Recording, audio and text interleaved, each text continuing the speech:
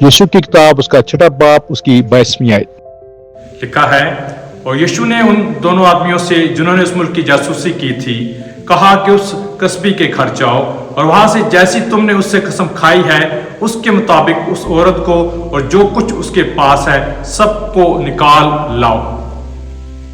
कलाम मुकद्दस के मुताबिक मैं और आप एक गहरी बात जानते हैं कि ये औरत कोई बाकमाल औरत ना थी, लेकिन इसके बावजूद बचाई गई, इसके ईमान ने इसे बचा लिया। लेकिन एक हैरान कुन बात, इसके साथ जो जुड़े हुए थे वो भी बचाए गए, इसके माँ बाप बचाए गए, इसके बहन भाई बचाए गए, बहुत सारे लोग इसके वसीला से बचाए गए। इसका मतलब है बहुत सारे लोगों का कनेक्शन उसके साथ था।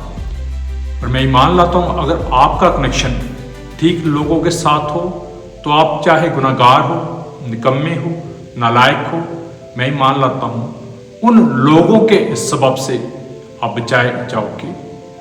बेशुमार मरतबा अगर आपका कनेक्शन खुदा के साथ मजबूत है तो आपके वसीला से वो भी बचाए जाएंगे जिनको कोई पूछता नहीं है, जिनकी तरफ कोई नजर नहीं उठाता, या जिनके ताल्लुक से सोचा ही नहीं जाता कि ये कभी बच सकते हैं, लेकिन खुदा ने उन्हें आपके साथ रखा है, आपके कनेक्शन में रखा है। मैं आपसे कहना चाहता हूँ बाकमाल चर्च की तरफ रुख करो जहाँ पर ठीक तालीम दी जाती है। जब आप ठीक तालीम की तरफ जाओगे और ठीक कनेक्शन के साथ जो है मुंसलिक हो जाओगे तो ईमान लाओ आपकी ज़िंदगी के अंदर उस कनेक्शन के सबब से कमाल बातें होंगी।